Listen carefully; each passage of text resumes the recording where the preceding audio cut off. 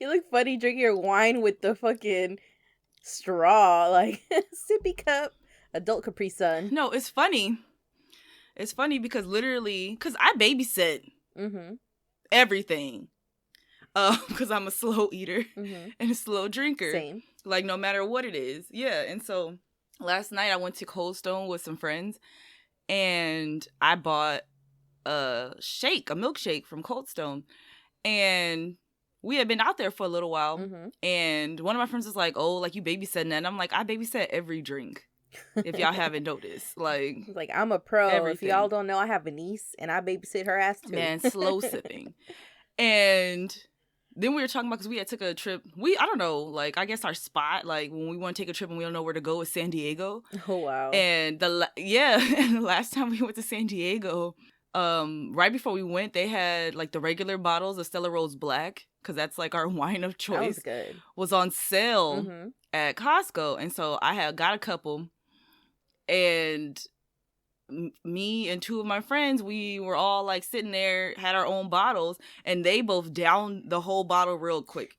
I could down a whole bottle by myself, so I get it. Like, you need a few if you're going to share with friends. Yeah, like, I can drink it by myself. It's just, like, drinking out the glass bottle is going to be real slow. And so then they was like, oh, you babysitting it, blah, blah, blah. And I was like, whatever. So then I had brought my own cup with me. Because I had brought juice, like, on the drive there, and I poured it in that cup because that cup had a straw. And then I drink much faster if there's a straw involved. It's just the suction, it's more aggressive. I don't know. I don't think that I'm aggressive in any way, but hey. But with the straw, you never know. With the straw. Take somebody's whole life force. Hey. So now I got my straw, and Hyra has encouraged me to drink with her this week. Yeah. Yeah, I have my, blueberry margarita chilling. I wanted another whiskey sour, but Carlos wanted me to try something different, which I always appreciate. I'm not a... Hey, maybe one day he'll mix it up and give you some water. Actually, Kim, you'll be really, really proud of me. I've been drinking so much water. I think today, because I have a 32-ounce water bottle, and I think I've been finishing that every day at work. I'm so proud of you. Thank you. Because I'd be concerned that, one, you're not getting enough water and that you out here dehydrated. Yes. And two, that you're not getting, vitamin D from the sun because you have chosen to become a vampire and stay inside. God. And it's like, I don't blame you because I like being inside too. And I instantly frown up because of the sun. That's why I wear shades all the time. But you got to absorb some sun sometimes. No. Even if it's for like 10 minutes, you got to get out there, just kind of rotisserie roll yourself in the sunshine and then get back in the house. Like, oh, smell that Hyra's cooking. No, like, listen, I am unintentionally getting vitamin D. Like, if it wasn't for work, like, by my choice, I would be inside somewhere. But since I'm doing the COVID swabbing, all that is done outdoors. So I have to be outside. And it's been a bitch and a half because it fucking sucks. Like, it's hot. I'm all geared up. And I know I'm getting that sweet, sweet vitamin D because even though I am all gowned up, I feel the sunshine rays penetrating. And I'm just like, I don't like it. And I'm hot. I'm sweaty. And it's... Are you wearing your sunscreen? On my face? Yeah, on your face. Well, yeah, on your face. Yeah, you know what? I bought sunscreen. And I don't know, like, for my body, and I don't know where it's at. So I'm not wearing it on my body, which I really should be. But like I said, I bought it. You were there when I bought it. Probably like from Target or something. Yeah, and Carl's like, "What are you gonna get sunscreen for? You never go outside." So yeah, so I bought it, and now I don't know where it's at. Did you guys always do that? Do what? They be like, "You don't need that," and that's exactly how they sound. The sad part is we sound the exact same way to them. But, like, I like to say that they really sound like that. No. They do, because I have gotten that same lecture when I had a significant other, and he sounded exactly like that. You don't need that little fold table. It's just going to take up space. Blah, blah, blah, blah, blah.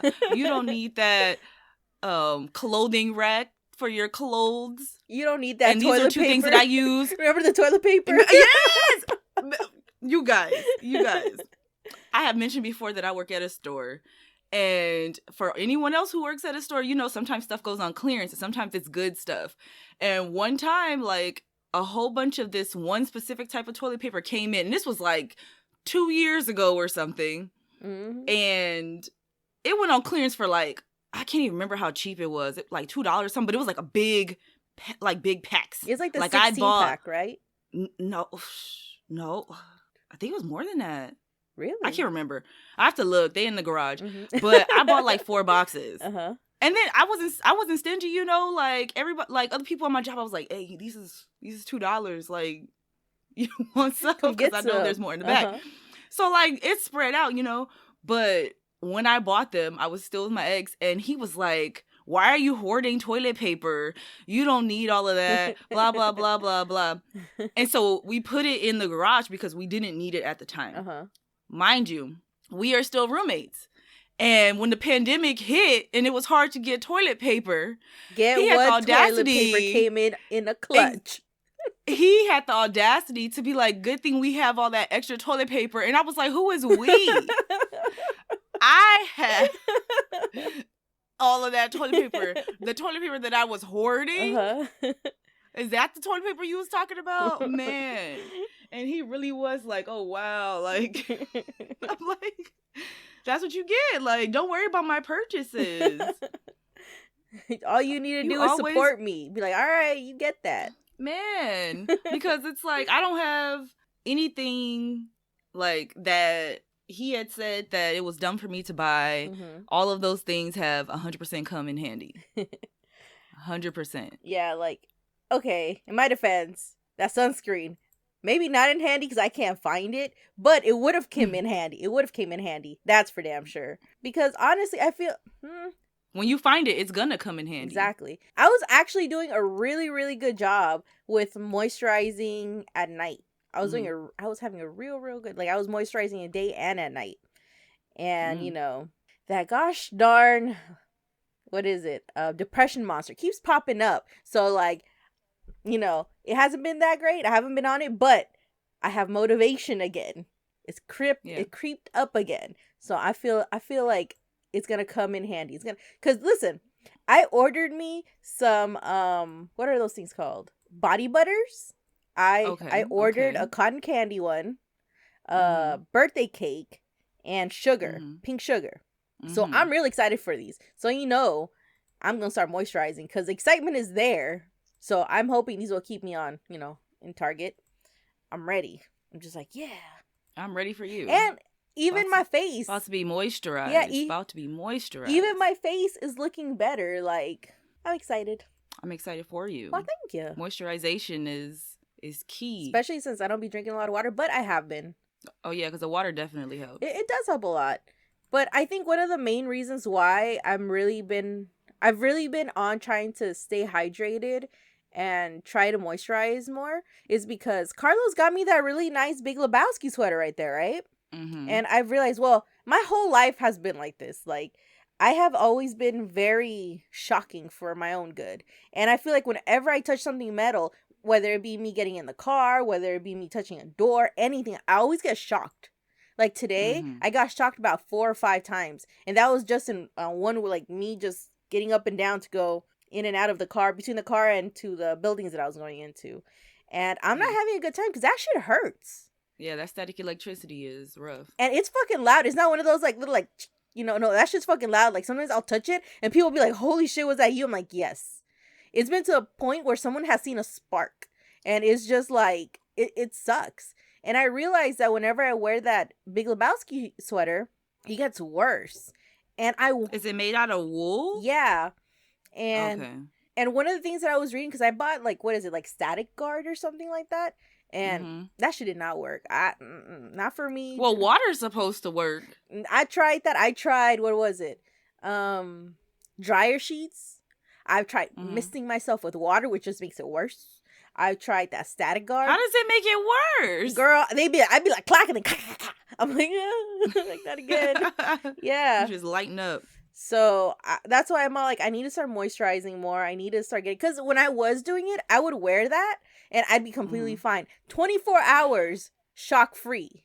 So you think it's just you're dry? Yes. And so you're just basically kindling for for the static electricity. You're basically dry wood. I don't know if wood conducts electricity. No, but like for the not for the electricity, but like for the spark. Yeah, like I don't know. Yeah, it just sucks. It's terrible. And every day I'm scared to touch things. I'm scared of everything. Like it's just it sucks. And so I'm trying to get back on it. I have been keeping up on my face. I've been like washing my face I think there's only been a week. 1 week where I haven't washed my face, and that's just because I've been like super tired. But other than that, what do you mean, like at nighttime? Yeah, nighttime. I've been on it. I've been doing it, and I'm gonna do it again. But anyway, I need to get back on it because I'm the type of person that'll either sometimes I'll get the micellar water out and wipe my face, or I'll get a face wipe. Which is those two things are not the same thing as washing. Yeah, no. I'm that person. And the worst part was, like, in the beginning of this pandemic, I was on it. Like, I would come home, go straight to the bathroom, because I'm washing my hands anyway. Yeah. Like, literally, every day I come home from work and I wash my hands. And since I was already in there, I would just wash my face. I have not been doing that. I will come home, wash my hands, and I will take all my clothes off and get into bed. And that's the end of that. Like, I need to get back on washing my face too. Yeah, like my problem has been like when I get out the shower, sometimes I'm like, do I really? Because it takes me a long time to put lotion on. Like, I don't know. Like, I be in there and because maybe it's just because I'm drier than usual or whatever. But I just realized. Well, it is cold too. When it's colder, we're all drier. And I realize that sometimes I'll be spending more time in the bathroom just putting on lotion. And I feel bad because in our place, we only have one bathroom. You know what I mean? And there's 3 other people here. And, you know, first, I take long-ass showers, as we already know. I will be in the shower for like about an hour, 30 minutes. And I know between that time, probably someone's got to go to the bathroom. That's crazy. How did we used to live together and we both in the shower for an hour? Yeah, I don't know. How did that even work? How was our bathroom schedules like not overlapping with us having to use the restroom? Yeah, I don't know. For me, when I think of 2000s, I just think of a rough time because that's when Britney had her, you know, her breakdown and stuff like that. So I feel like it was a rough time for some people. Man, I watched some of that documentary about her. I have not seen it. I didn't even know that. And yeah, it's on Hulu. And it's interesting because the whole thing is everyone's like, free Britney, because she's still under like a conservatorship under her father. And so she's like way too old to, you know, still be having someone managing all of her stuff. Because usually the type of conservatorship that she has, they were mentioning, is usually the kind of like an older person would have so that they don't get like scammed. You know, where you got to ask permission to like buy things and whatnot. Damn. And so she's got to ask her dad if she wants to buy something. Yeah, well, he has pretty much complete control over her, That's some bullshit right there. Yeah, and so like I can understand why at the time they did it because it was when she was, you know, having the breakdown and shaved her head and you know, was struggling where she could have possibly lost her kids to Kevin Federline, which is just like okay. And then on top of that, which I didn't know, was there's this guy who's basically like a celebrity leech, and he had latched on to her to the point where he is going to interviews with her and he's doing most of the talking and stuff. So I can understand them being like, okay, this guy is gonna take her money, and that's why, you know, her family, you know, did what they did. But the issue is that she's still under that. So it's just like, it's like, okay, maybe it's time to, you know, give her the reins back. Or something, some steps so that she can get to a point where she can be completely independent for herself, you know? Yeah, but I don't know, maybe through, the public being very upset about everything, maybe she will. Yeah. Now. I don't know. I don't think I've heard much about her, like, having, like, breakdowns or any, like, terrible. In a while. Yeah, that's what I was gonna say. Some terrible. Because, I feel like she's grown. You know what I mean? Mm-hmm. So, I don't know. I didn't know that. That sucks. It sucks that her dad will still be doing that. I feel like a good parent would have been like, okay, your head's, on right. You're on your way to being, sober, whatever you're doing. You're actually, it's been quite a few years that you've been doing really well. Take your shit back and, stay on this road. So, I just think it's fucked up that the dad's doing that. I don't know, like. Yeah, they just never changed it back. Wow. Sheesh. Yeah, free Britney. Free Britney, man. Dang. All right.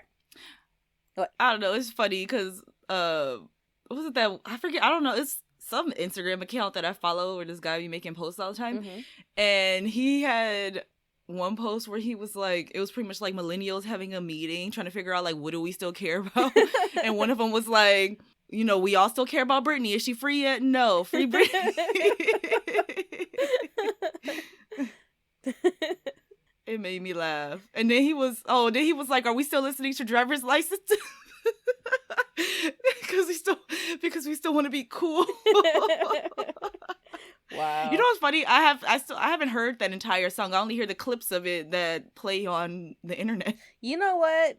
I don't know nothing about anything else. I don't know what song. Like, maybe I've heard the song. Like, I'm sure I have. But You've heard it because it was playing all the time. That's the only way that I heard of it is a song called Driver's License. Hold on, I'm about to look this shit up right now. Driver's License. Damn, I'm about to. I don't know. I know there has something to do with drama. I just don't remember what it was. Like in the background from the girl who wrote the song or whatever. Olivia guy she's Rodrigo. About. Yeah. Is there a song called E-Girl? I feel like there should be. There's that Corpse song. Oh, right. Okay, right. That was that E-Girls are ruining my life or something like that. I don't know. I think it's these E-Girls that, keep thirsting after him. I know. They're kind of like providing. I know. Like, don't diss. I don't know. I still hope he never shows us what he looks like. I still hope he never, for just the end of time. Just never. No. Maybe, like, it's like, one of those things where, like, you reveal yourself, like, on your deathbed. I am Corpse's husband. And everyone's like, dang, that's that dude. But just never provide us pictures of what he looked like in his youth. Like, this is all you get. I know, because, I don't know, because aging is the weirdest thing, because sometimes people age, and they age really well, and they're still very attractive, and then sometimes they age, and you're like, dang, like, you aged, and then sometimes people look better when they're old. So what if we get, like, this really attractive old guy, and he says he's Corpse, and then he does show what he used to look like, and you're like, who is that? Like, that ain't you. Oh, man. Imagine. Dude, I don't know. The possibilities are endless. Jeez. I'm just trying to figure out what I want my ghost hunter to dress as, but I am the queen of multitasking because it's not like I haven't played The Sims before while we were recording. Oh, yeah, I know. Thanks. That makes me feel a lot better. I've played while I've done episodes, so it's not like... Well, I sit here and give you my undivided attention. Girl. Shoot. Whatever attention is left after you've been sipping for a while. But that is a lot of undivided attention, Kim. I think that's more undivided attention than anything. Okay. Let me take a few more sips. Oh, we should do our intro. I know. I'm like, hold on. Let me take a few more sips and then we shall start. I was about to ask you, what's this week's episode about?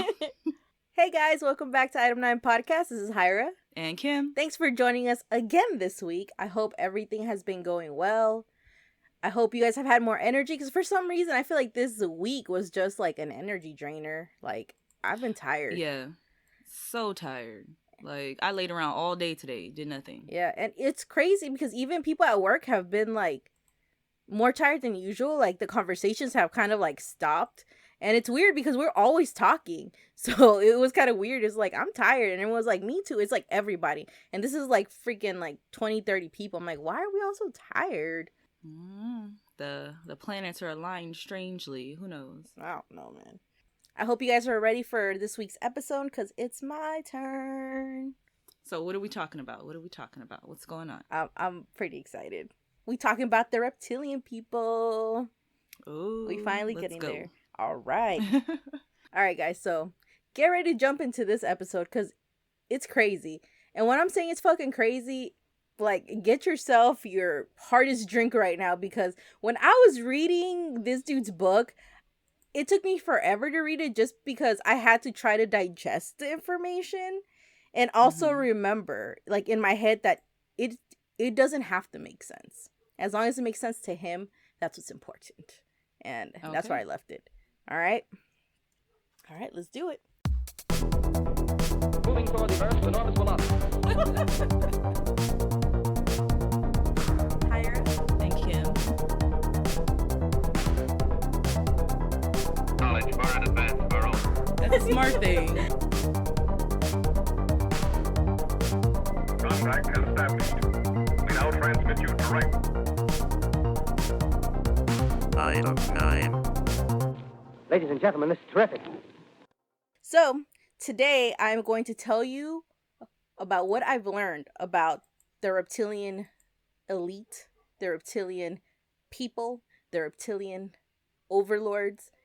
Because, I don't know, I've always been interested in it because I've always known that supposedly higher people from the government are supposed to be some sort of reptilian humanoids, and that they're pretty much just here to rule, right? And that's pretty much all I knew. Like, I didn't know anything else other than that.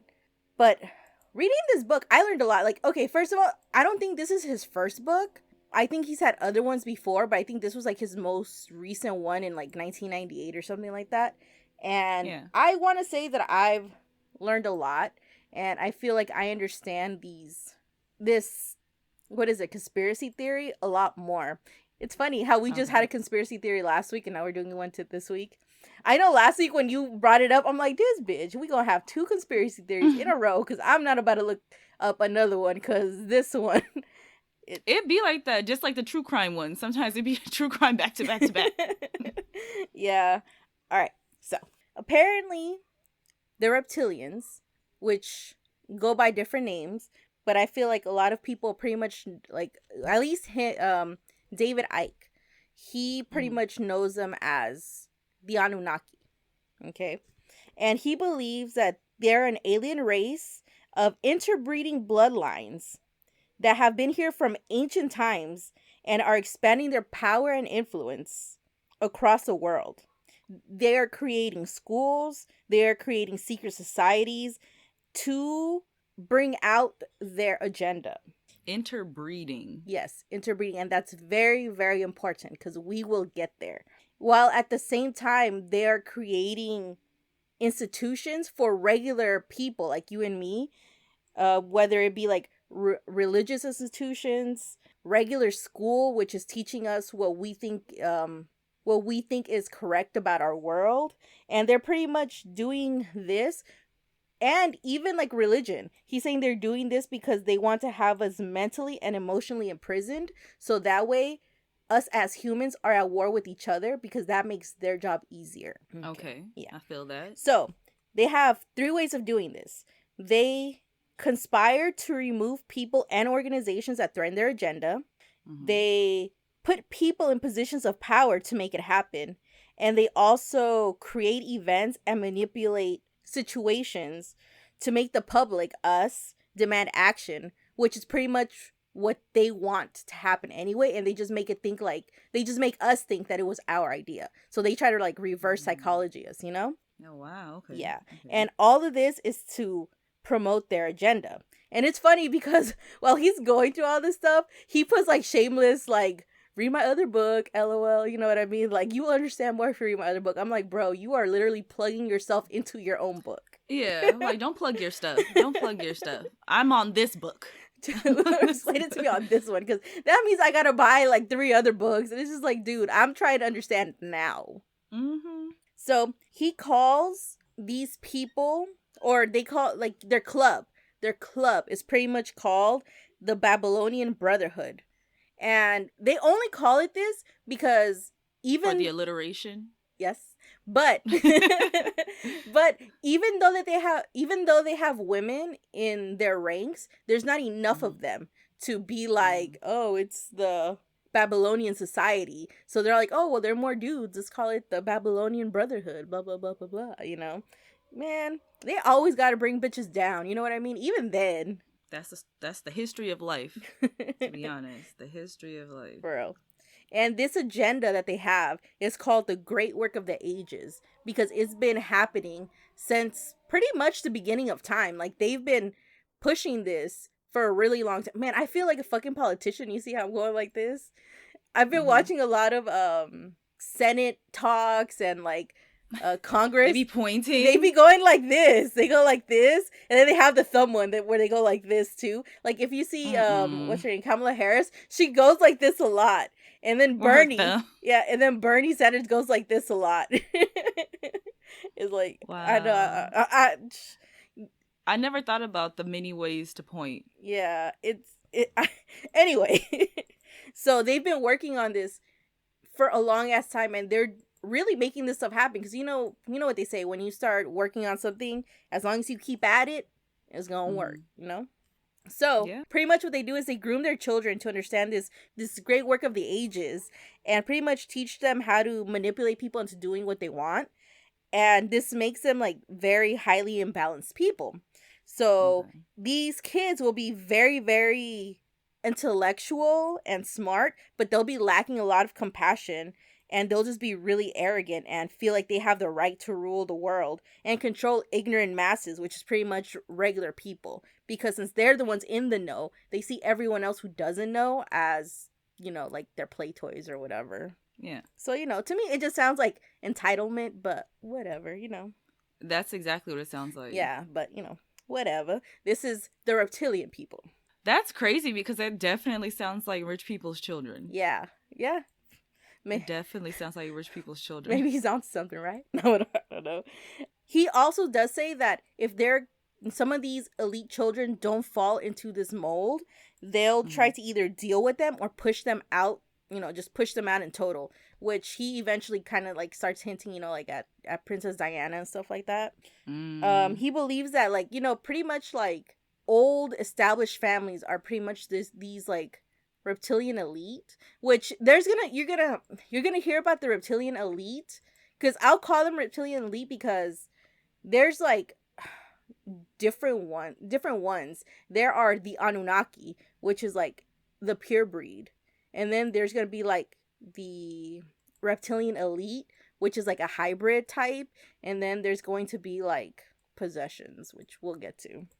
So he believes like the Rothschild, I don't know how to say it really, Rothschild or Rothschilds, the Rockefellers, the Bushes.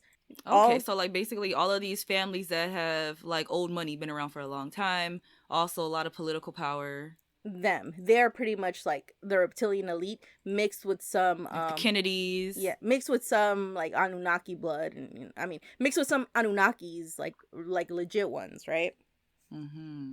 But like I said, some of these reptilian elites, or even like these other like possessed people, are just agents. Unless they're like Anunnaki, they are just agents for them, right? So he also believes. Okay, have you ever heard of a cabal? Maybe.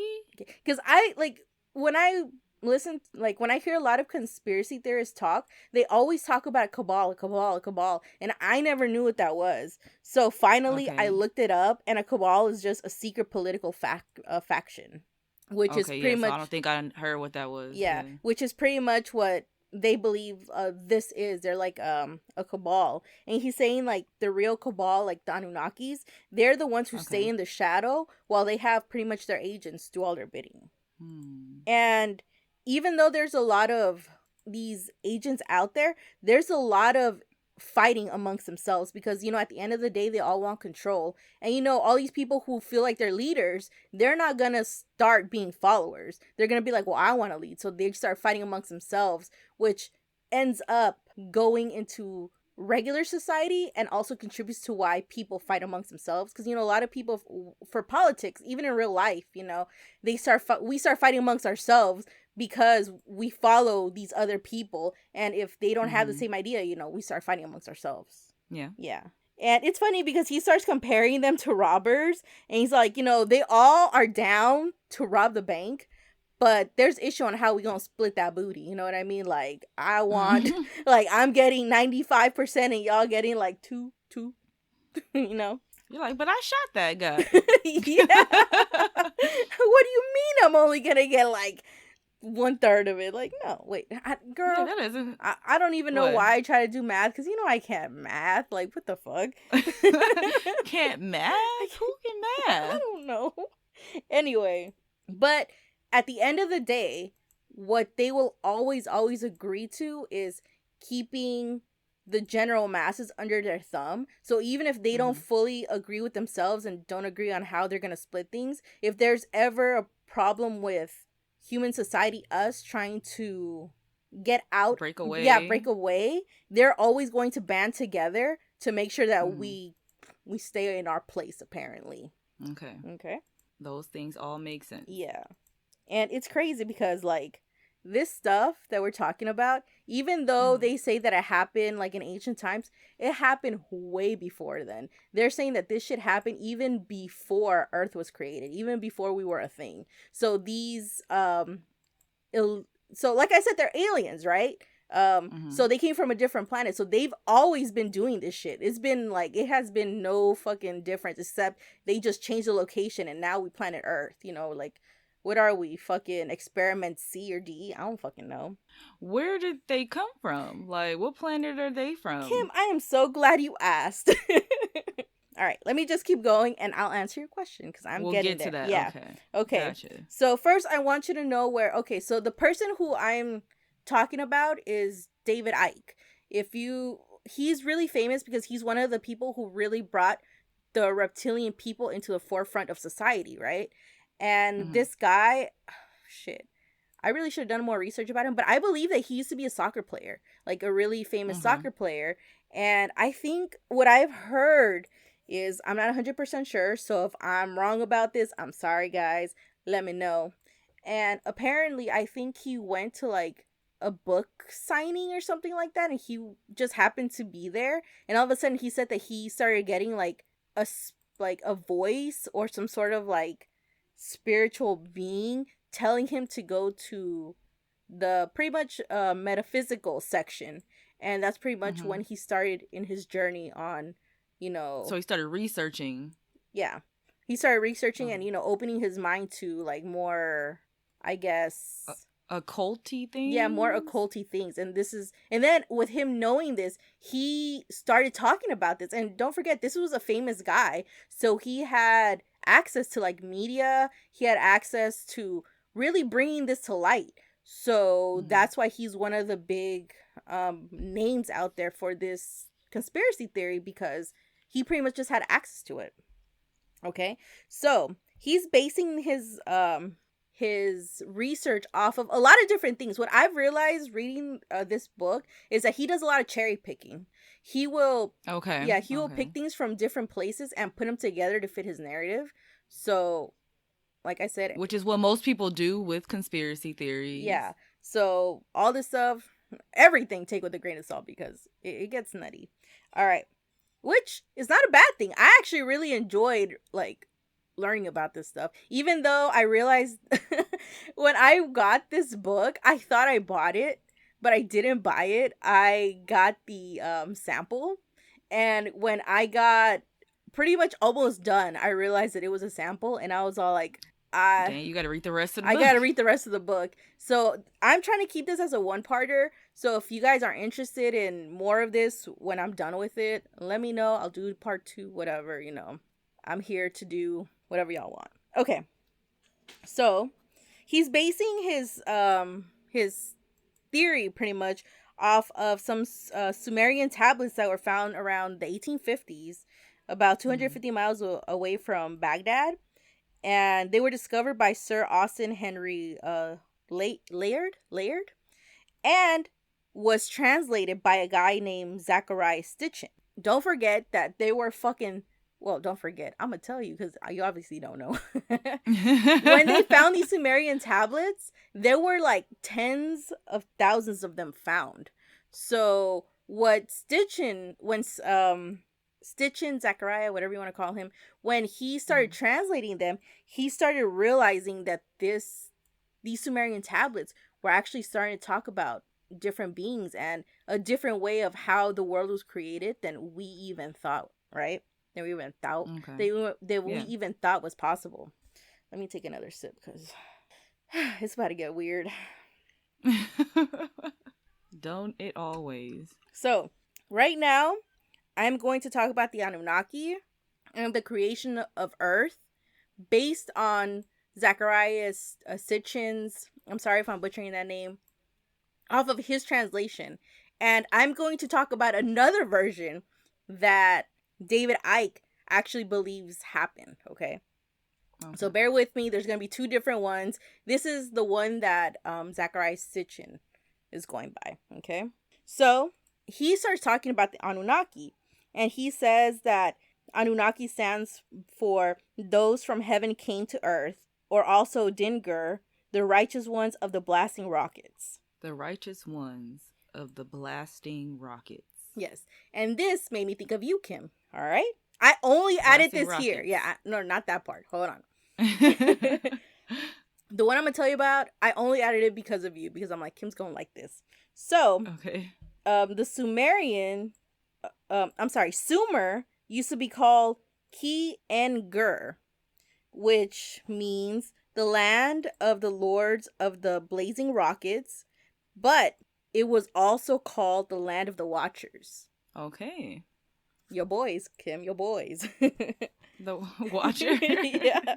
According to Stitchin, he says that he has backup because in the book of Enoch, he also talks about these gods who are also called the Watchers.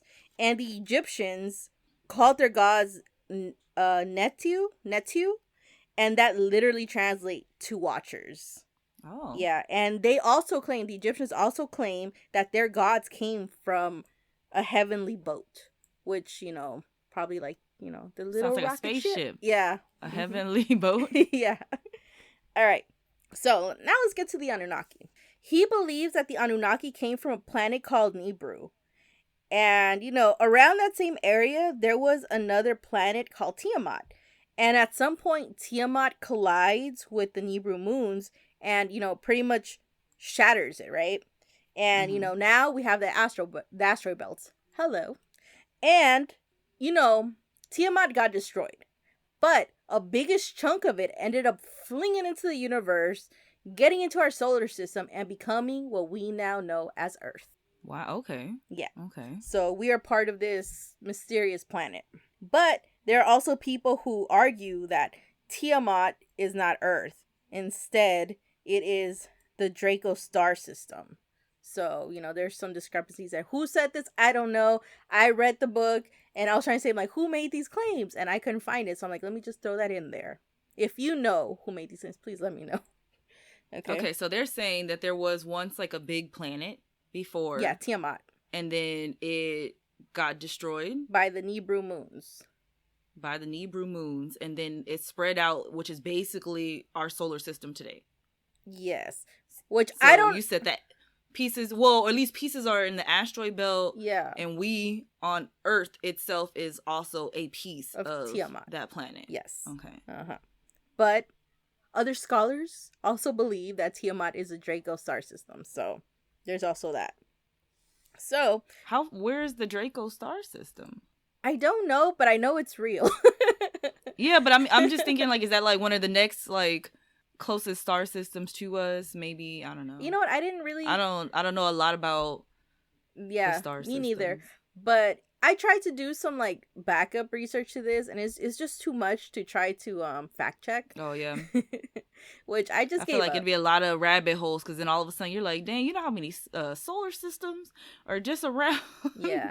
Which just us? Yeah, which honestly, I'm all like, just take this like Reddit no sleep and just believe it for fun. Like, Don't go out there. Don't go out there and start saying, you know, if you believe it, hey, you do you. You do what you got to do. But at the same time, I'm not going to go around fucking bashing people either for, you know, whatever. I just think this is a lot of fun to know, and I'm bringing you the info. All right. Bring the info. So they believe that the Anunnaki, one of their main reasons they came to Earth was to mine for gold.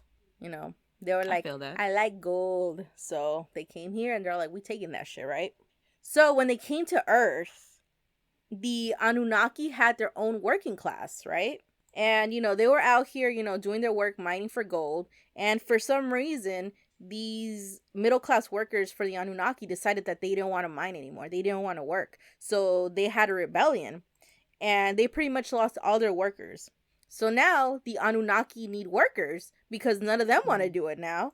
So they realized that Earth already had people. Maybe the Neanderthals, I don't know. But there were already people here. But they realized that those primitive people were not going to cut it. So they pretty much decided, let's make our own. So they decided to take human DNA and splice it with Anunnaki DNA. And they started making test tube babies and impregnating the women with these test tube babies, right? To make their women? I don't think it was their women, just because I feel like, not to be mean, but I feel like the Anunnaki wouldn't degrade their women like that. So I feel like they got the primitive woman from Earth and impregnated them with these test tube babies, pretty much. Okay. So they had a head scientist. This head scientist, his name was Enki, and he was pretty much called like the Lord of the Earth. But like I said, there were also females in their lives. So I practiced so hard saying this name, and now that I'm on here, I'm like, oh, let me see. Nika Harsag, also known as Ninti in English, translate to Lady Life, because she was a medicine woman. And she obviously knew how to, you know, pretty much heal people in the Anunnaki species and, you know, bring them back to health. So they pretty much called her Lady Life, which eventually they start calling her Mammy, Mammi, Mammy, which is what we call, you know, now, like in Spanish, I know I call my mom Mommy. In English, we have mama, mother. So they believe that we have that term because of this. Of her. Because of her, yes. And they also believe that a lot of the primitive cultures also refer to her a lot, but she has different names, like Isis, Diana, Queen Semiramis, even Mary, like, you know, Virgin Mary, which would explain, you know, how I was saying, like, they would put test tube babies in them, you know.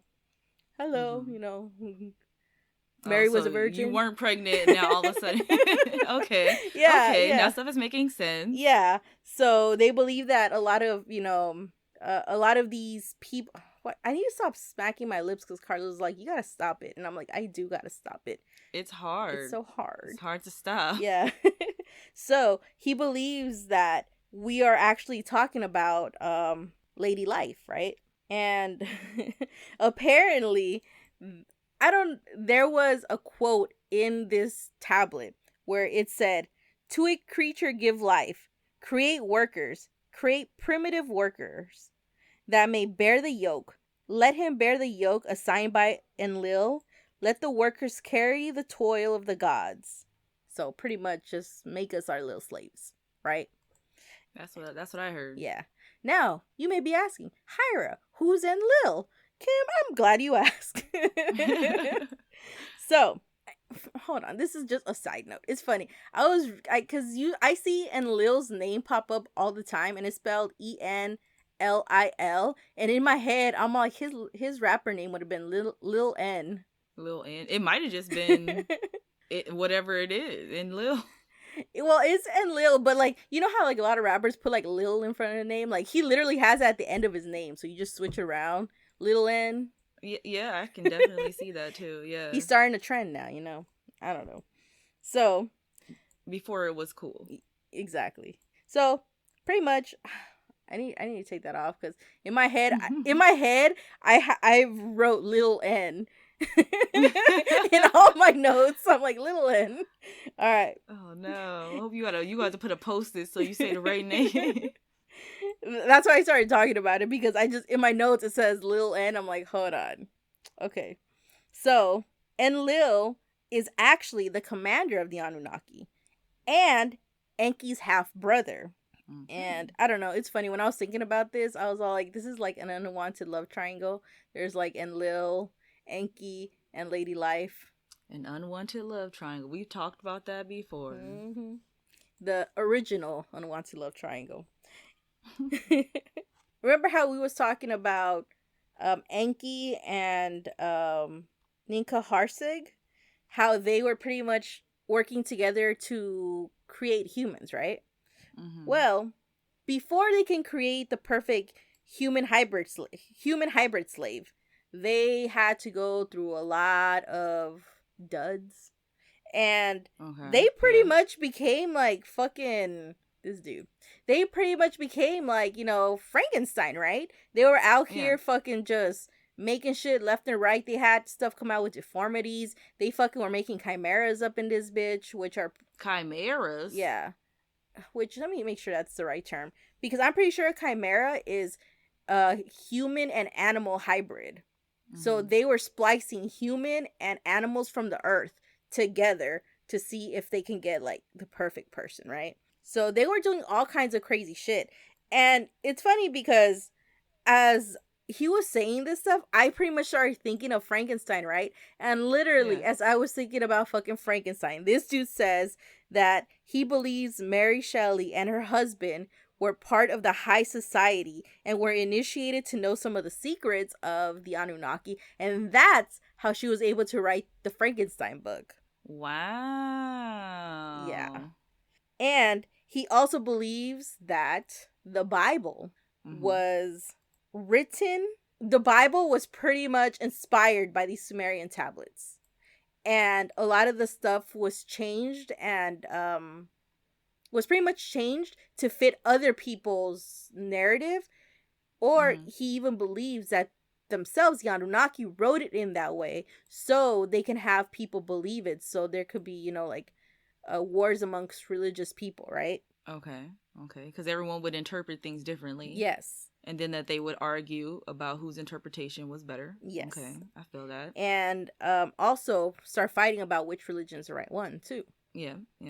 And, you know, he also does say that although some people might have been writing it with good intentions, some of the symbolic things that were written in the Sumerian tablets, some of them which were actually translated correctly, were taken literally instead of symbolically like it's supposed to be. Which in my head, I'm starting to wonder, like, then how do you know what's symbolic and what's... I don't know, whatever. My little head at this point... start to get confusing. Yes.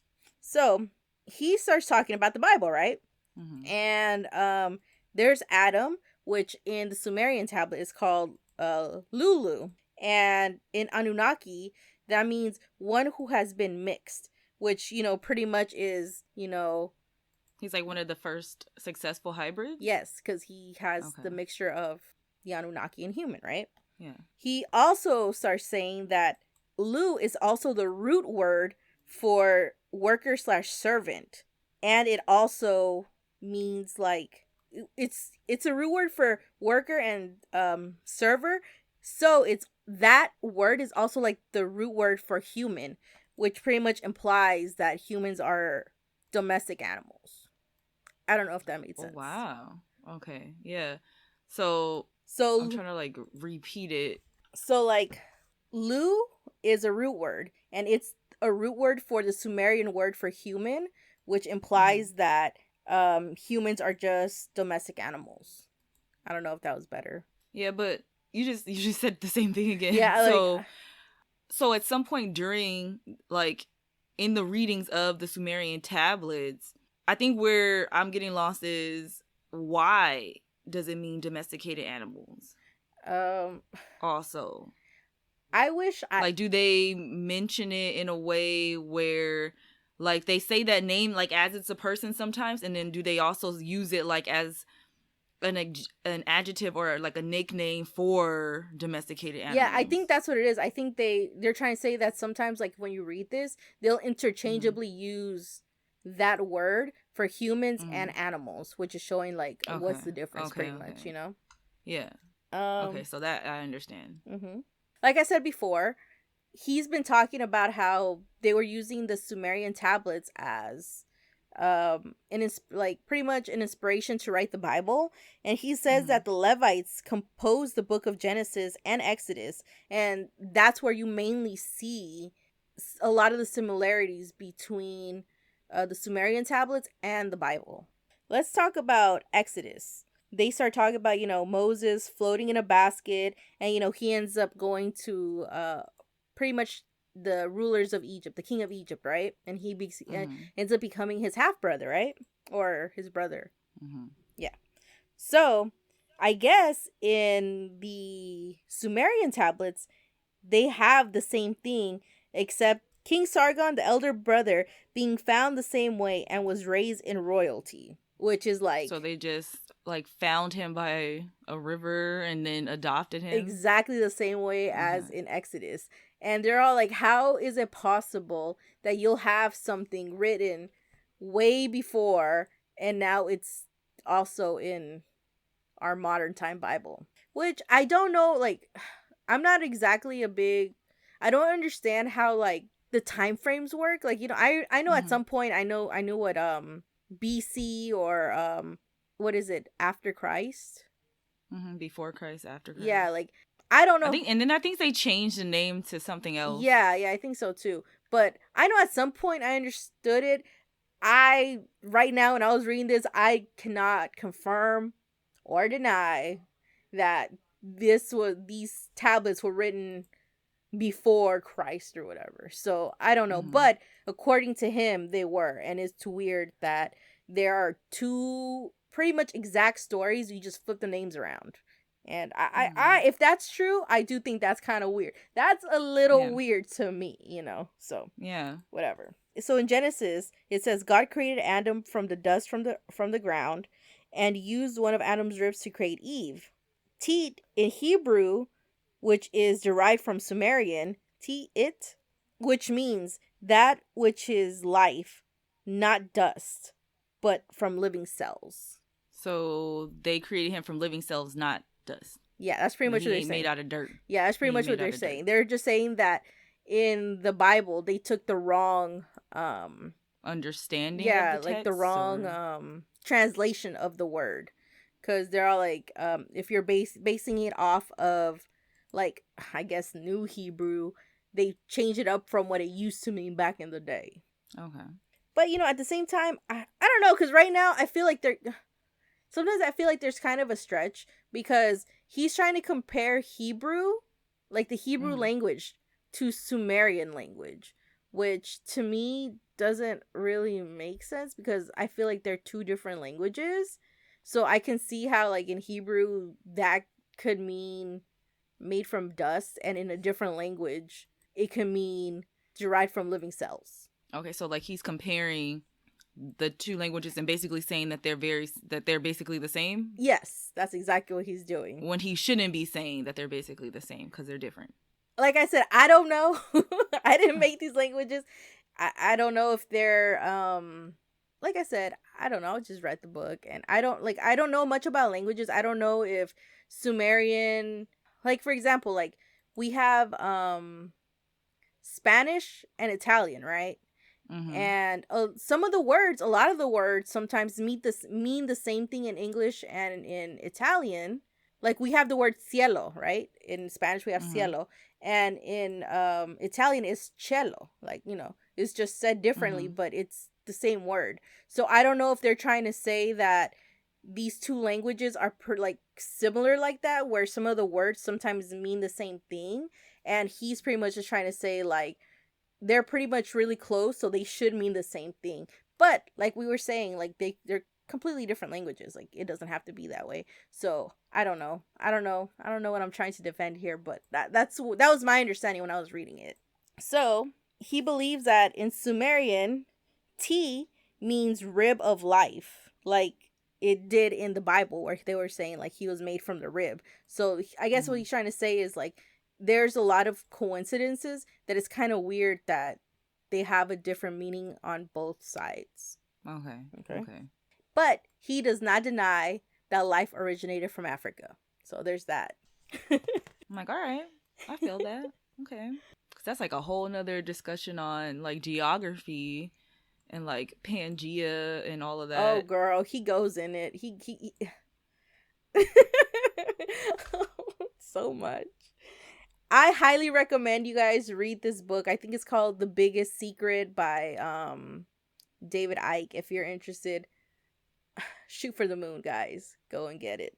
I'm telling you, when I was reading this book, I had to take so many breaks because I just had to like digest everything that I was reading. It was so... I've never had such a hard time reading something and trying to understand it as having to read this book, which I enjoyed it thoroughly, but even talking about it right now is slightly giving me a headache. Because it was so much. Yeah. So David Icke meets a man named Credo Mutwa, which he's a Zulu shaman. And he's also like the official storyteller / keeper of ancient knowledge for them, right? So he pretty much starts telling a story of a race from the stars that started breeding with the humans.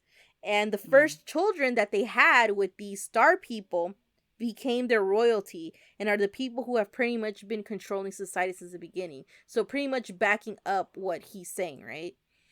And there's a video about it on YouTube. I'm not going to get into it because I didn't get a chance to watch it because it was broken in sections. And I'm sure I'm supposed to go to his website and buy them. And I was out. Don't forget, at this point, I thought I had just bought the book. So I'm all like, I am not going to buy another separate video. Like, you know. He said, go to his website and buy his book. So he starts talking about like the hierarchy of the Anunnaki. And he pretty much just starts saying that, you know, the Enki and Enlil had a father. And his name was An, which means heaven. So their father, An, mostly stayed in their planet. And, you know, just every once in a while came to planet Earth, you know, to check on his livestock.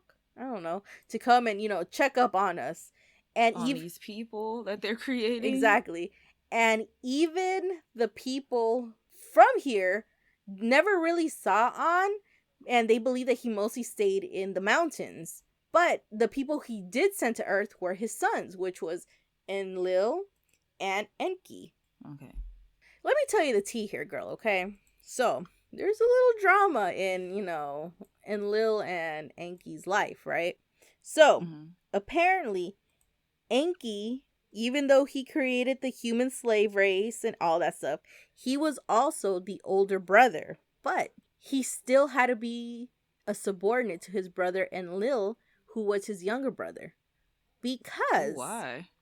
Because Enki was born from a mother that was not related to them. Enlil had a mother who was his dad's half-sister. So, his bloodline is more pure than Enki. And when I tell you they have a thing for genetic purity, this is where it started, right?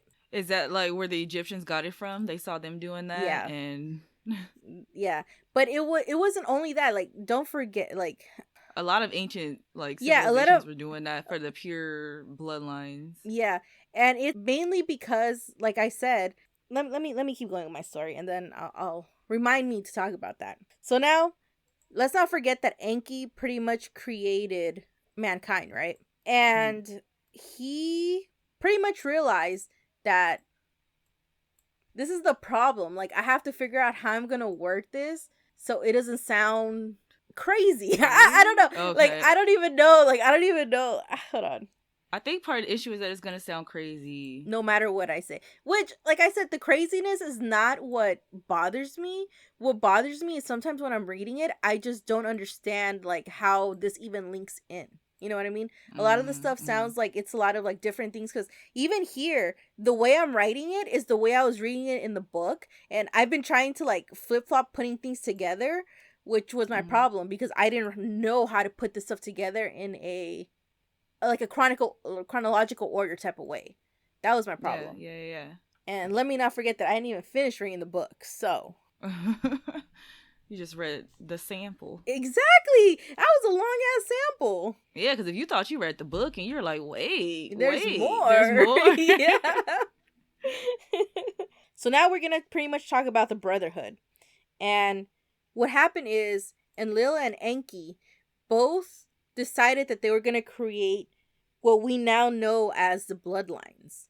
So now these are what I believe are the people that Enki and Lil impregnated these women. And now you have the hybrid children. And let's not forget that Credo Mutua was also saying that these star people came and started breeding with humans, creating royalty, which is now what they're going to start to do. They create these I think these are this is what I'm going to call the half-breeds, because they're, because it's hard to say because technically everyone's a half-breed, right? But I guess like the more pure ones, like these are the ones who are direct descendants of Enki and Lil, right? Okay. So, okay. No, it just hit me because they're brothers. Yeah. And there's tension. Lots of tension. And then there's a story in the Bible about brothers and there being tension. So at any point, do one of them murder the other one? I don't think that they are capable of murdering each other because I feel they're too smart for that, I guess. Like, one person's always one step forward or one step behind, like, something like that. Okay. So they don't do that. Yeah, no, not from what I've heard, from what I've read from my sample, okay?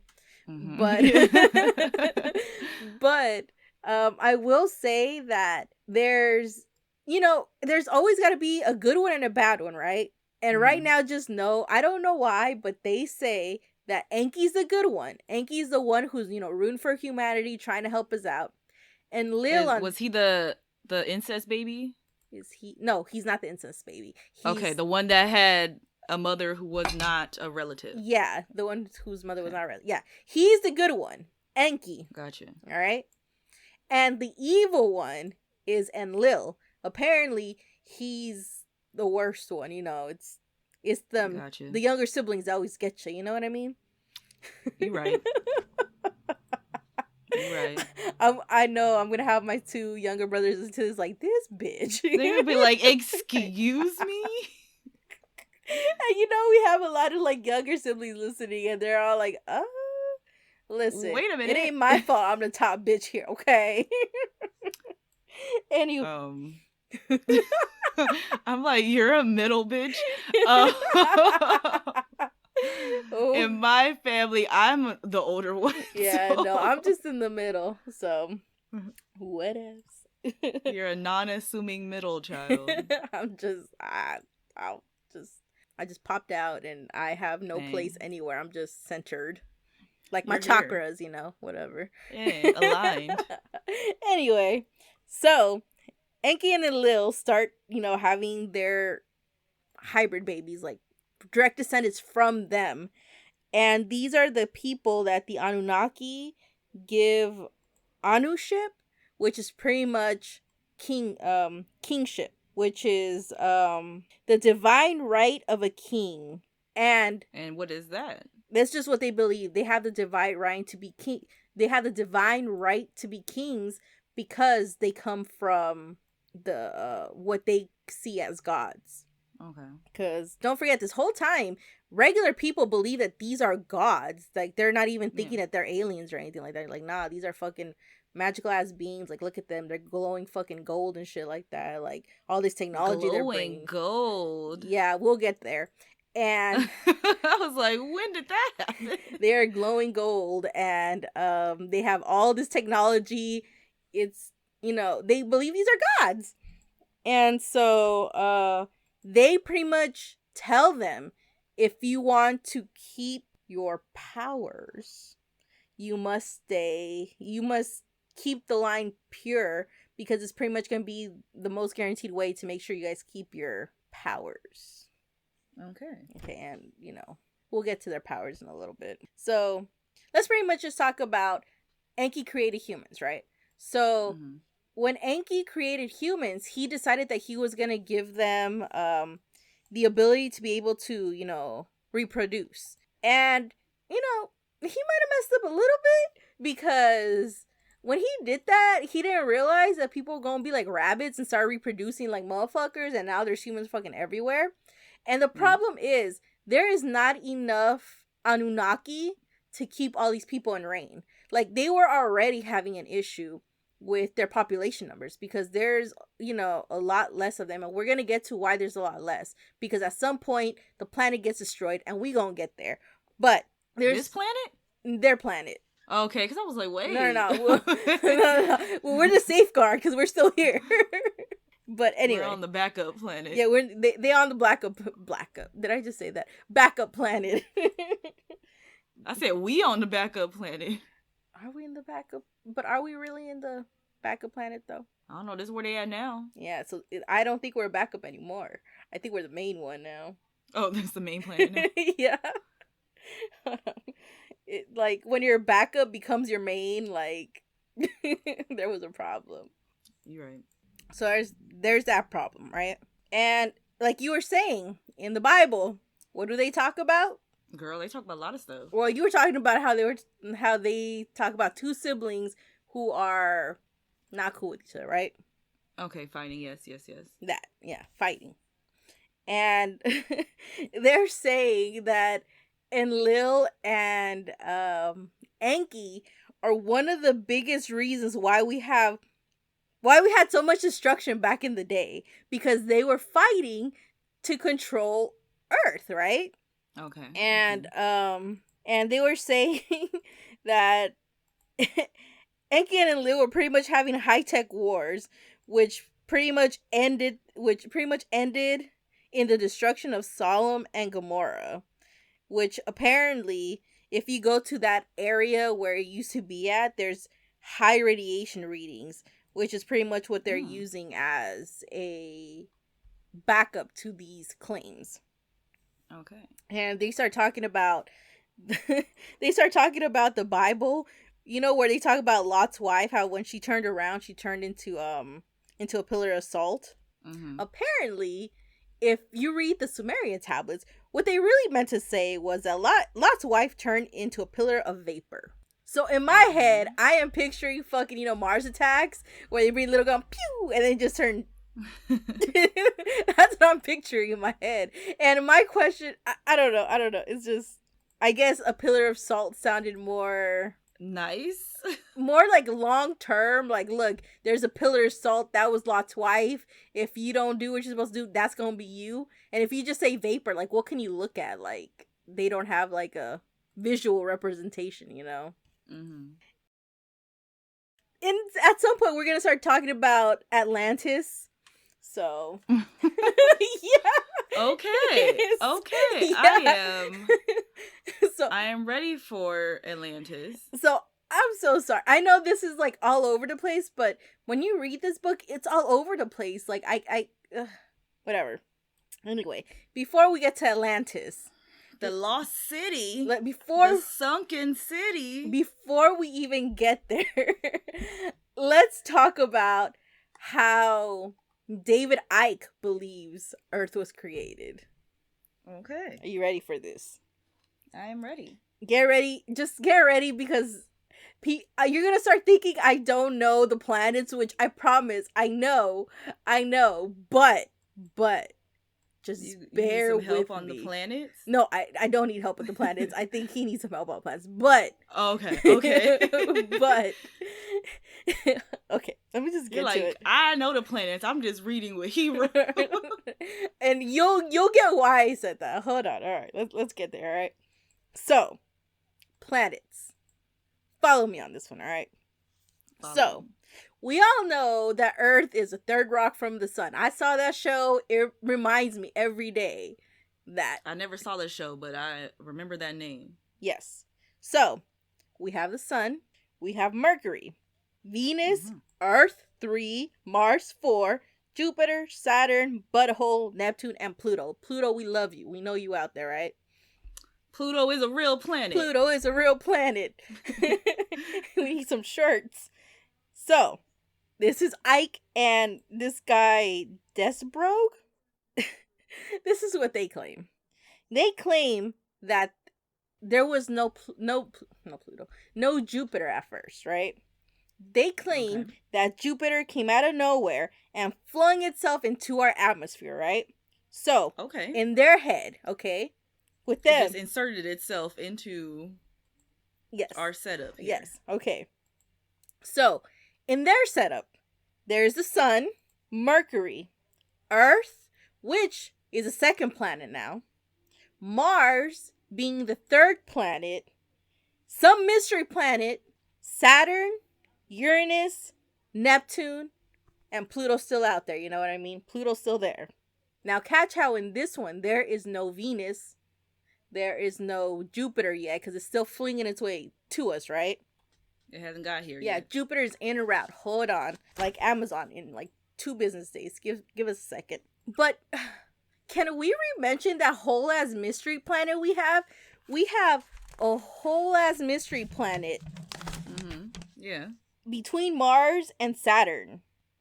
What is that? Like they don't have a name for it? There was no name for it. They just said there was a planet between them. And I'm all like, can we have a name? Like what do we call it? Like that page flip is gonna be on there. It's gonna suck. I'm sorry, you guys. Girl, it's been a few of them. He just gonna have to work through it. Like, but there is a whole ass planet. Like, what was there life on it? Like in my head, you know what? Right now, anything's fucking possible. There's fucking life on that planet. I don't fucking know. Okay, so anyway, Jupiter coming in faster than unwanted dick pic, right?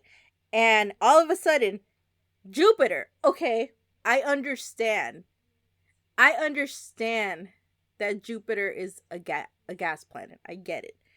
But Jupiter comes in swinging and ends up destroying that mystery planet. What should we call that mystery planet? I feel like it sucks, like, having a mystery planet. Like, shouldn't it have a name? Yeah, but it's like, we want to name it because we be naming things, but we can't name it. I'm gonna name it Ted. Fucking Ted just out there minding his own business. Somebody else mentioned a Ted, and I was like, oh, wow, like for Pineapple Express. Ted Jones. You know, the real king. Anyway. This planet's name is Ted Jones. Ted Jones. And, you know, all of a sudden, fucking Jupiter comes in and just fucking demolishes Ted. Fucking destroys him. And now... It reminds me of, what is it, when he gets all mad, he gets on the phone with the Asians, he's like, what does he say? Does he say, I'm gonna destroy you? Or something, yeah. Anyway. Dang. I can't remember. Anyway, it fucking destroys Ted. And that's how the asteroid belt happened. Not the other one that where... was the mystery planet spread out. It was the mystery planet spread out. And, you know, not Tiamat, this mystery planet. And Jupiter did not come out unscathed. I understand, whatever, y'all know. Anyway, a piece of Jupiter broke off and starts flinging its gaseous, I don't know. It flings itself into our fucking orbit, right? And then that bitch plants itself between Mercury and Earth, making it Venus. So what happened was fucking a chunk of Jupiter flings off, and for some reason this chunk of Jupiter is frozen. So when it ends up going, you know, in its spot in our regular fucking planet alignment right now, as it's going, the ice starts melting. And when the ice starts melting, it starts going into Earth's gravitational pull and coming into Earth. Now, this ice starts to ionize, right? And as it's starting to get charged or whatever, you know how on Earth we have North and South poles and they're both magnetized? So now these ice chunks are fucking getting ionized and they start getting attracted to magnetic poles of the North and South Pole. So that's why we have ice in those areas. Okay. So that ends up having the Ice Age. It ends up fucking everything up. Apparently, he's starting to say, like, you know how we learned that the big elephant things with the husks, what are those shits called? The mammoths. Mammoths. You know how they were saying that the mammoths lived in, like, snow and stuff like that? Mm-hmm. He's saying false. Before this happened, it was all pretty much hot because, let's not forget, at this point, Earth is, like, second to the sun, right? Yeah, we're closer. Closer to the sun. And so he's saying that they lived in, like, a hotter temperature. But when the ice of Venus starts hitting us, they pretty much end up freezing to death. So what we know about this is not true. Oh, wow. Yeah, so there's that. And now let's not forget, at this time, there's primitive humans and there's Martians in Mars right now. So what ends up happening is... There's Martians in Mars? There's Martians in Mars. And he believes that these Martians, since they were technically the third rock from the sun, were pretty much living like we are now in Earth. And everyone was white because they weren't as close to the sun. And on Earth, everyone was black because they were so much closer from the sun. And they had they needed that melanin to protect themselves from the rays. Yeah, from the sun's rays, right? So before all this shit gets topsy-turvy, right? Mars and Earth are in a war. Martians are trying to come to Earth to take over Earth, and Earth is like, nah, fuck you guys, we're trying to keep our shit, right? Yeah. And the smartest people from planet Earth lived in Atlantis. So the Martians are fucking trying to fight with these Atlanteans to try to take over their resources. And, you know, they're just always at war, right? But when the big fucking realignment happens, everything gets fucked up. And now that Mars is farther from the sun, pretty much their whole planet gets destroyed because they freeze over because they don't have that anymore. So a lot of the Martians, they pretty much dipped out of Mars and went to Earth to, you know, pretty much relocate there. Yeah, to relocate there because that's pretty much what they're used to. And yeah, that's now there are Martians on Earth. But he does not believe that these white Martians are Anunnaki. He just thinks that at the time there's just a whole bunch of different alien races and there's the Anunnaki. This is just another alien race. Yeah, these are what we call, I guess, the white Martians. I don't know. But oh my gosh, are white people Martians? I'm gonna get there. There's stuff that I need to get to. Remind me what it is. We have to go back to the gold. We're gonna get back to these fucking the gold, the white people Martians. The white people Martians. Okay. And I feel like there was something else I was supposed to go back to, but I don't remember. Kim, keep notes. Remind me. Notes? I'm like, where are my Post-its at? Oh, I got one. I feel like there's always stuff that I say, Kim, remind me, and we just fuck it. Yeah, and then I got it. Okay, so I got gold, white Martians. Mm-hmm. I don't remember what else we were supposed to go back to. Not important. That's our list now. All right. Gold and white Martians. Got it. Yeah. So, okay, now we get to talk about how white people might be Martians. Okay.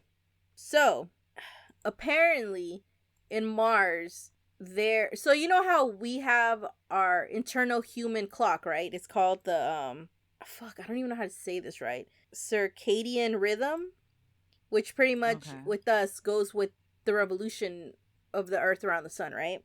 Okay. Martians have that same internal clock, except their internal clock is 24 hours and 37 minutes. He claims that if you put a white person in a sensory deprivation tank and have them wake up, you know, by their internal clock will mimic that of Martian time. And non-white people will not. Like, our internal clock will still be 24 hours, like, regular, right?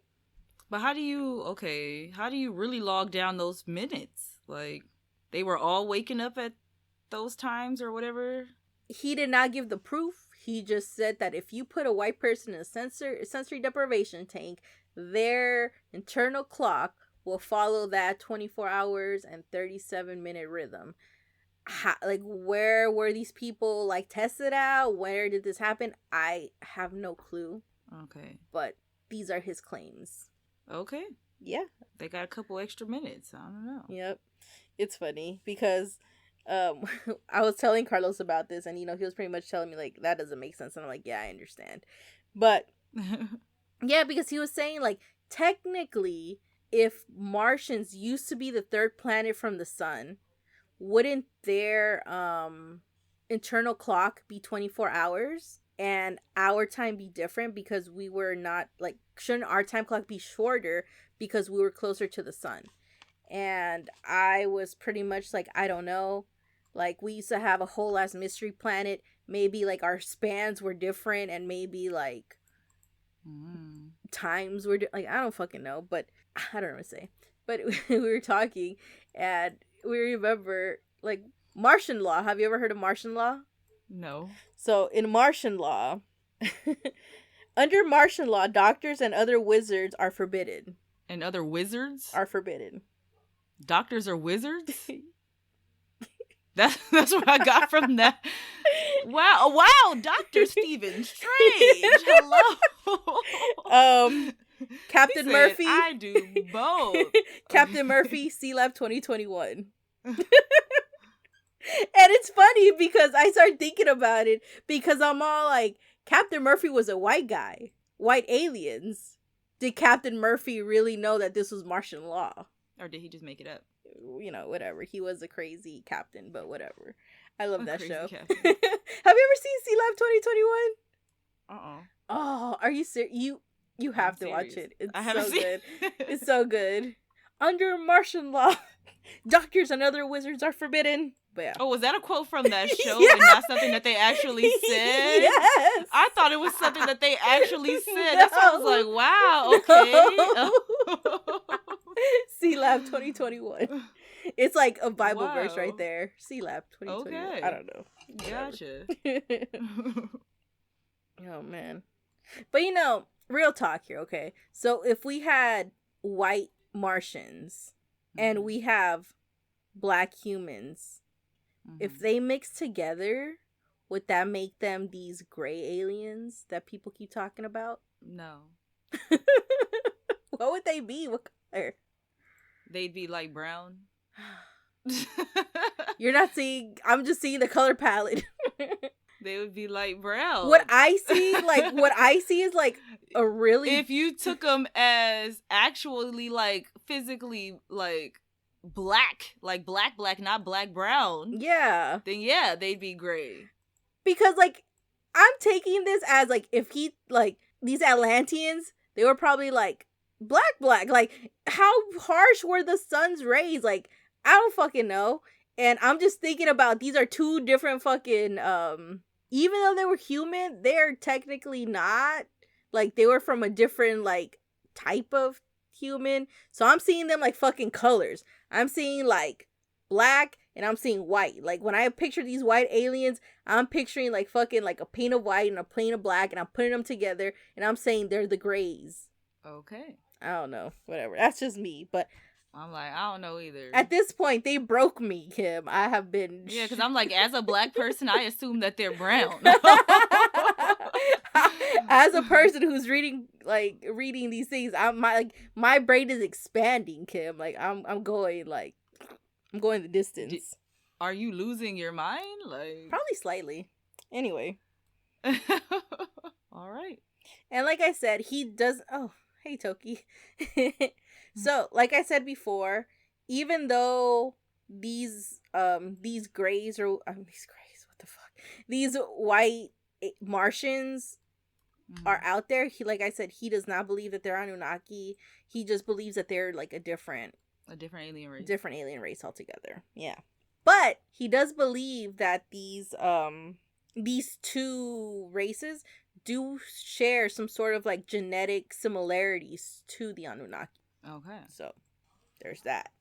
It's funny because in my head, I was like, when fucking he was talking about Jupiter breaking off and shit like that, I was all like, I swear Jupiter's a gas planet.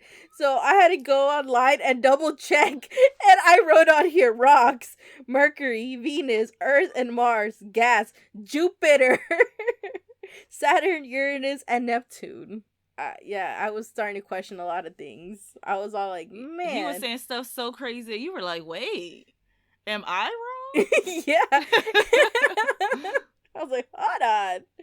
Oh man, let me take another sip of that. I'm probably gonna need another one. You look back and you're like, nope, he's just crazy. All right. But see, if what he's saying, what he's claiming is that these elite are the ones who are hoarding all the knowledge, all that stuff from us, and they're making us think whatever they want us to believe. In that type of thinking, maybe we don't know. See, that's the thing, though. When I was watching, like, I saw, like, a small snippet of something, but I didn't have time to finish watching it. And it mentioned about the thing about conspiracy theories are that it's within the lore that when you question it or if something is disproved, that's also part of the conspiracy. Exactly, yeah. That they're going to say this, and this to disprove me, and that just proves that I'm right. And you're just like, what? Yep. But it's part of the conspiracy. No, definitely. It's funny because I was reading, because, you know, watching all the politics stuff, right? They started talking about, like, now we're in fucking battles trying to figure out what's the truth and what's the lie, right? And I feel like that's one of the big things with a lot of these conspiracy theories, because it doesn't matter how many ways you fling the flanks, you know, say the facts. It doesn't matter how many ways you prove it and you show it.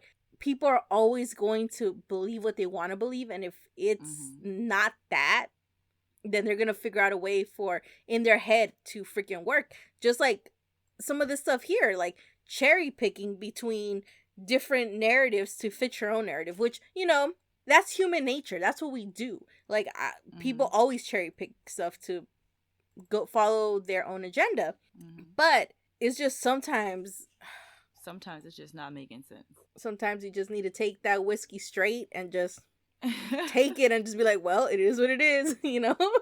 I don't know. It is what it is. But anyway, like I was saying, by his logic, like, if he's thinking that all this stuff, like all the knowledge that's out there is being controlled by a certain person, then what they're teaching us is what they want us to believe, and believing that is happening is just, like you said, it's part of the lore. Part of the lore, definitely. But he does start saying that there's a lot of stuff that he questions from this, so because even he says, like, you know, you don't have to believe all this stuff. It's just trying to have you think for yourself. Well, hold on. We'll get there at the end. You know what I mean? We'll get there. We'll wrap it up all nice and neat. But what is he? I guess I'll wait.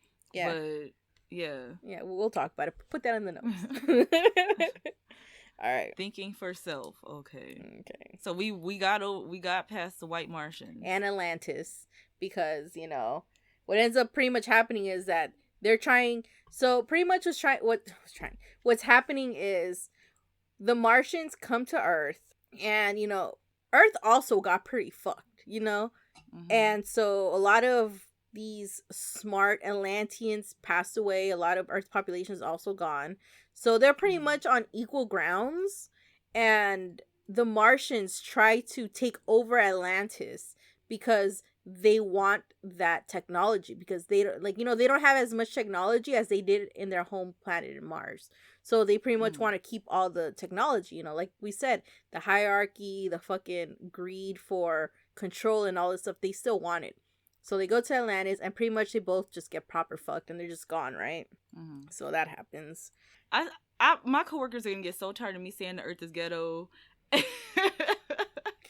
Like, you know, I'm ready to go. He's like, you know, I got some of that, you know, Anunnaki blood in me, you know? Possibly. Yeah, definitely. You never know.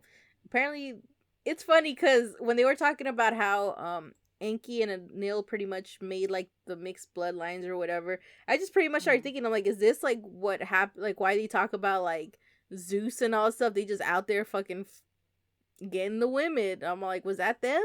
Wow. Okay. Yeah. Was that them? Yeah. Because I'll get to it eventually. They could shapeshift. Like, they could be whatever they want to be. Like, dang. Anyway, so I was saying the Anunnaki are a reptilian tribe, but you know, their main goal is not just to take over the world, you know. They also want to be able to take all the multi dimensions as well. Okay. Yeah. I don't know, it's funny whenever why? They just want to control for everyone. Funsies. Yeah, for funsies, you know, like why not? I feel that. It's funny. Whenever if you can, why not? Whenever I think about the Anunnaki, I just think about, you know, Pinky and the Brain. What are we going to do tonight? Same thing we do every other night. Try to take over the world. That's been them forever. Dang. Well, I mean, we can't say that they didn't succeed. Well, according to this, they're still going, like, they're still going pretty strong. Yeah. They're still going pretty strong. So pretty much they want to take over, you know, this entire planet, the universe, and all the multi-dimensions along with it. Dang, they couldn't just settle for just the universe. They said the universe and the multi-dimensions. We needed everything, yes. So, these Anunnaki, they believe they did not come from, at least at this point, because at this point, I'm not exactly sure who said this, because I know at the other one, they said that they came from Nibiru. But here, they believe, or at least David Icke believes, that they came from the Draco system. And they believe that they've been in Earth for a long time when all the catastrophes happened, and they would either go into the Earth or dip out into another dimension or planet until things settle down in Earth. Okay. They're like, it's too much going on. We're going to take a vacay, and then we will come back. Definitely. But it's like, where do they go? You know, into the molten rock of the earth. You know, I'm sure they have like a nice little hibernate or something. Yeah, or they got a club underground. Yeah, they probably have like a nice, you know, fancy hotel, like a spa. You know, just straight up chilling. You know, right now I'm sure because of COVID, they're like doing emails and stuff like that, trying to make sure, you know, that everything's still good out here for when the Rona's gone, they can just pop back out. But some people believe that, hey, they're the ones doing this to control us, you know? We're just the sheeple. The sheeple. You know what? It's funny. People be talking shit about sheeps, but it's like, if my shepherd was a vegetarian, I'd be down to be a sheep. Like, I just, roam around, chill, and I have to worry about anything. Yeah, maybe I'd have to give you my wool, but it's gonna be fucking hot, so take it. Like, I'm cool down, you know?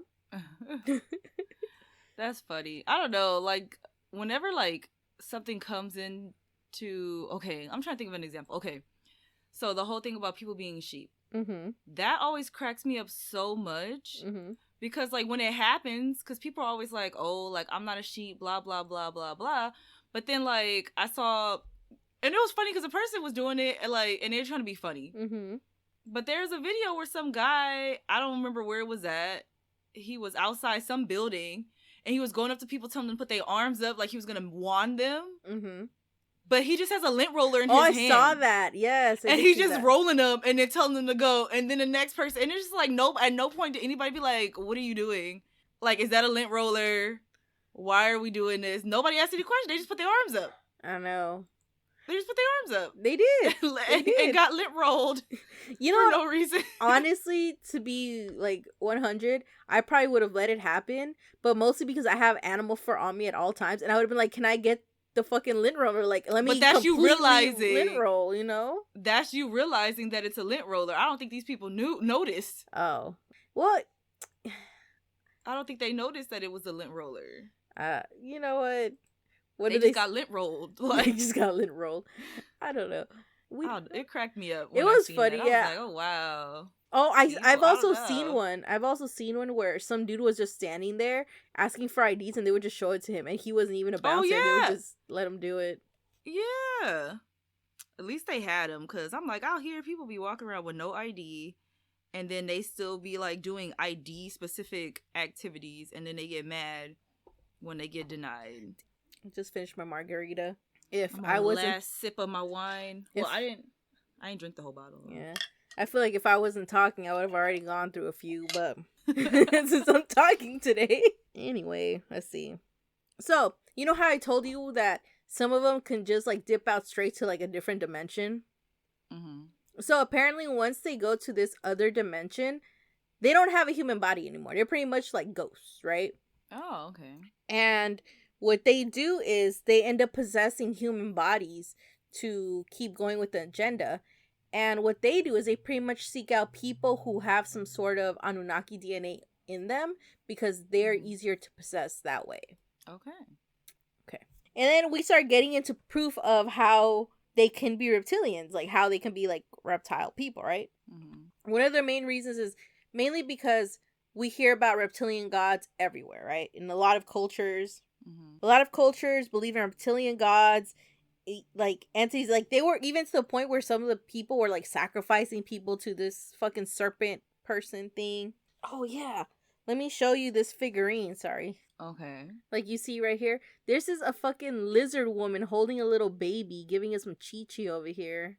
Oh wow. Yeah. Okay. And then we have like these lizard figurines and stuff like that. Like these are lizard people that these fucking 7,000-year-old, what is it, Ubaid lizardmen that they found. You know, this is out there. What? What is that? Ubaid? Uh-huh. That's my sister's boyfriend's name. Ubaid? I think there's an E at the end, but that's his name. Oh, God. You should ask him about the reptilian people. He's going to be like, because they already think I'm weird. He's going to be like, what is that? Because they're like super out of the know. Like they don't know about conspiracy theories and stuff. So they're going to be like lizard people. Like I'm like, you obviously have to have some sort of Anunnaki DNA in you. Like you have the name. Like, are you being possessed at night? Like, you know, have you ever seen like people turn into lizards or anything like that? He's gonna be like, what? He should bring out like a little like metal detector and just roll it over him. Just roll him real quick. He's like, what are you doing? Or even do the lint roller. It's all like, I'm checking to see. If you have an allergic reaction through your clothes, then you're fucking one of them, man.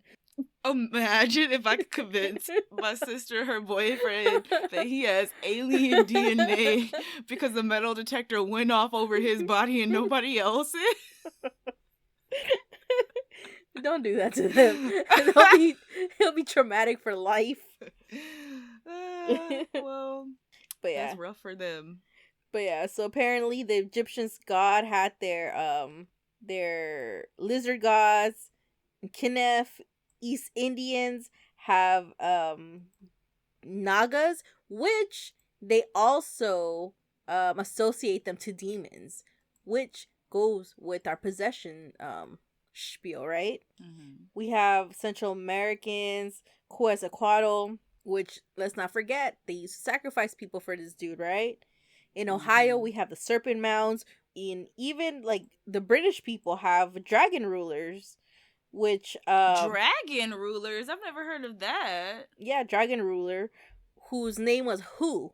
And he says this is where Hu, H-U, which is the first two words to human. Yeah.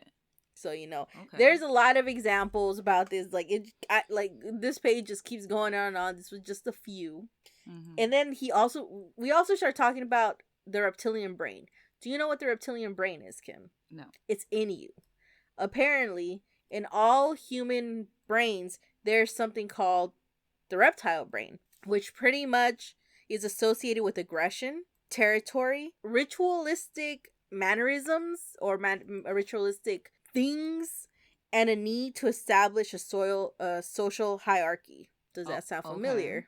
Yeah, okay. All right, and apparently this is in all of us. And let's not forget that pheromones in human women match chemically to iguanas. And apparently a male iguana can know when a woman is menstruating because we'll emit these hormones then, and pretty much, you know, the iguana male's gonna be like, what's up, girl? You know? Ew. So, you know, these are just some of the examples that they bring up, right? And to me, it's just kind of like, that's kind of dope, you know? Like, what? Like, who you mean I have a reptile brain in me? And when I start menstruating, a fucking iguana's gonna start coming over here. Like, that's fucking crazy. I don't know. For me, and I did look this up. I did look up the pheromones for the iguana, because for me that was just my like, hold on. I was like, hold what? on. What in the tarnation is this? Like, that sounds like another myth made to keep women down. Yeah, that sounds like. I was just like, what? Yeah, so I had to look it up, and it came up, and I was like, okay, all right, wow. So now we're gonna be talking about this woman. Her name is Kathy O'Brien. So she claims that she has seen George Bush turn into a chameleon-like reptile, and apparently he has showed her a picture of like lizard-like aliens, and he pretty much told her, I'm an alien myself, and he pretty much like shifted in front of her. And she didn't, at first she thought that this was like a hologram or something like that, like joke, like a joke or like a hologram or something like that. So she doesn't, she never claimed that he was a reptile person, but she says that she's seen him shift. Okay. He out here shift, like, but why did he shift in front of her? She's a whole different can of worms, which I do want to talk about her eventually. I'm like, what makes her so special? Yeah, and apparently she's seen like, Merid Della something, I forget his name, but he was also like some sort of like politician from somewhere else, and apparently he was really important at some point, and all of a sudden everybody's shifting in front of her. No, just them two. She claims them two. Like I said, these are just a few things I've heard, but I want to go talk about her experience separately. So so like she should get her own episode. No, she definitely needs her own episode. So just remember that name, Kathy O'Brien. We'll eventually talk about her, and we're gonna be like, that bitch. Now we're gonna tie in the Men in Black, as one does in these situations. That's what I'm saying. Like, all this is tying together, and this is why it's fact. Okay. Anyway, so like we were talking about, remember how the Anunnaki are multi-dimensional beings. So he also believes that these men in black appear to people, which, he doesn't believe. It's been talked about many a times. But how these men in black come up to people who have had UFO experiences or have had abductions, have somehow received messages from extraterrestrials, and they pretty much go there to threaten them, to be like, keep your mouth shut. And as per usual, they look weird. Don't forget, reptilian people can shift, and also sometimes they just disappear. And let's not forget that they also say that they're part of these multi-dimensional beings who they can just go back to whatever fucking dimension they choose. They want to be in. Yeah. So, Men in Black, we know who you guys really are. Don't come for us. Shit. Anyway, remember how we were talking about genetic purity, right? This guy was saying that a lot of like these like people who like, like the Egyptians, when they were interbreeding with themselves, they were pretty much doing it not because they were being snobby or anything like that, which to some degree I can kind of see, but like not really. But they were pretty much doing it because if they deviate too much from their genetic makeup, it makes it harder for them to be able to shapeshift, to be able to because what it's like diluting the abilities. Yeah, diluting the abilities. It makes it difficult for them to like shapeshift, makes it difficult for them to go to that, to have that connection to that other dimension and stuff like that. So that's why pretty much they don't want to pretty much mingle with other blood. You know what I mean? Interesting. Now let's talk about gold, because this is where I'm gonna start. This is pretty much towards the end. If you are still here, that was the last thing on the list. Was the gold. We had to the gold. That's where I'm getting to right now. All right, so gold. One of the main reasons why they want gold is because out of gold you can make something called monoatomic or monatomic gold, which pretty much is a white powder you can create from it. And these mainly the ones who do it are like the half-breed type people, because they would either eat it or shoot it up. And okay, yeah, it's drugs. some good stuff. It's drugs. And pretty much what it would do is it would increase a current to the nervous system by 10,000 times. How does he know? I don't know. He just does. And this lets them absorb info like pretty much like a computer. Pretty much they're fucking jacked into like the fucking world at this moment. And it also gives them the ability to shapeshift even easier. So, for a lot of like these elite who have, you know, deviated from the purity of the genetic bloodline, this helps all that stuff be easier for them. And it's funny because in my head, I'm all like, I wonder if they're like keeping up with current times and if they're starting to like snort this stuff, you know?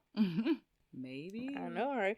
Like, honestly, like, it'll just go to the brain quicker, I would think. Like, were they shooting this stuff up back in the day? Like, did they have it was probably a stupid question, but did they have needles and syringes back then? Like, well, we don't know what kind of alien tech they had. That is also true, you're right. So, by consuming or, you know, inhaling this monatomic gold powder, it pretty much makes the person taking this excess amount emit a golden sheen on the body. And that's why a lot of the times these ancient people would describe them as having a gold glow, or even, you know, painting them with like a fucking gold like aura thing around them, right? And that's why I remember when we were talking about like how you see these people fucking shining all gold and stuff like that. This is probably why, because they were taking this monatomic gold. And apparently this white powder gold also has really bomb healing powders. And it was just funny because it's like light healing energy that could disrupt any blockage and stop you from having illnesses and stuff like that. Yeah. That's pretty much why a lot of the Anunnaki wanted the gold, because, you know, imagine you're already fucking genetic fucking perfect, right? And now you have this good stuff that you can shoot up and stuff like that, and now you're like extra like godly or whatever, which just, I guess, just kind of reminds me of drugs. Huh? Yeah, you're juiced up. Yeah, you're juiced up. So that's pretty much why they were mining for this gold and why they came here in the first place, to get this stuff. You know, they just wanted the juice. It's just like, I'm just imagining Anunnaki over there, like, with the fucking spoon, this gold stuff, just like fucking burning it with like a little pitchfork, getting like injections, just shoot like a fucking junkie. You know what I mean? Like, that's funny, because that also reminds me of Young Justice. Because Connor Kent, who is Superboy, he knows that he is a clone of Superman. But what he finds out later is that he has two dads. And one is Superman, the other one is Lex Luthor. And when Lex Luthor tells him that he is his human DNA, he gives him like these patches. Oh, wow. That suppress the human DNA so he can go like full Kryptonian. Oh. And he's like using them. He starts using them. And I'm like, dang, he on that stuff. He on that drugs. Stuff. Because then he also gets angry too when he's using them, which, you know. Oh, yeah. Yeah. Fuck, there's another show like that too. Like, there's so many. Anyway. Oh yeah, fucking what's that show called?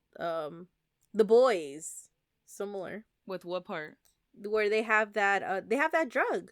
Oh yeah, the compound V. But that one's different. At first they're giving it to them as children, and then they're lying and telling people that they're born with powers when they're just giving children drug, basically. No, yeah, but remember they eventually start giving it to people who aren't children, and they're the ones who start acting all fucking crazy. Well, yeah. Well, it's not that they're acting crazy. It's that the A train wasn't. He didn't feel he was fast enough because there's, I guess, too many speedsters, and so he was using the compound V to be faster, but it wasn't helping him. Yeah, just like the Anunnaki gods, you know, they wanted to get more of that juice. I just have a fun little tidbit. I don't know if we're gonna include it or not, but it's like they snorting gold. Okay. Yeah. Apparently you could make this out of regular gold too, but I believe it. Yeah. But it's funny because they start talking about Hillary and Bill Clinton, and it's just hilarious. They start talking about how Hillary Clinton is a reptilian. Like she is, you know, she is one of them. Yeah. Maybe not like either Anunnaki or one of like the royal bloodlines with the half ones, right? Okay. And Bill Clinton, he's, you know, he has the DNA, but he's like possessed. He's not really anyone Hillary Clinton is. He's all like, oh, wow. Yeah. I just thought it was funny. Like, wow, I'm like, y'all gonna do Bill like this? Like, damn. Yeah, they said we are. They're like, we are doing him like they're like Hillary Clinton. That's the one. But you know, Bill Clinton, you know, he's just following. You know, he's just doing what he's got to do, and I'm like, wow. He's just out here chilling. Not really. He's over here fucking doing their bidding. Because at this point, if you think about it like this, Bill Clinton is like her bitch. Like he's just out there. You know, really, Toki, you're gonna lick your weenie out here? Thank you. Sheesh. He said, how else is it supposed to get clean? But yeah, I was just laughing. I just thought it was funny how they brought that up. And then, you know, they apparently later in the book, they do start talking about Princess Diana. But pretty much from what I gather is that, from the stuff he has said right now, is that Princess Diana was killed because she was not fitting the mold for them, and she was actually trying to bring down their, like, expose who they were and what they were doing, and to let pretty much to free humanity from the hold that these reptilians had over the whole world. And that's why they had to, you know, get rid of her. Apparently. Yeah But yeah, that's that about that. That's the reptilian people. Pretty much they just here to make us all slaves, mine gold for them, and how it is right now. Pretty much. So, well, obviously we're not mining for gold, but you know, they're making us work for their profits. Yeah, because I was like, what do they need us for exactly? But I guess, like, since they don't really need gold like that anymore, they're just like, well, we're just gonna live that cush life and have everyone else work hard for it for us. Well, I feel that too, I guess. Yeah. But, you know, definitely this is not all of it. There's like 3 other books. I didn't even finish this one because I didn't buy it, I guess. If you guys would like a part 2 to hear about something that, like, more about this, let me know. I'll do it. You just gotta ask for it because. Well, I definitely want to hear about Kathy O'Brien. Oh, so yeah, I'm definitely gonna do her sometime soon. Yeah, that would be interesting.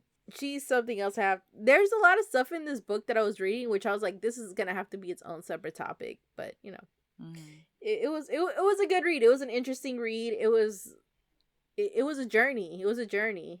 Like, I didn't know Jupiter can pop off like that. You know? Yeah.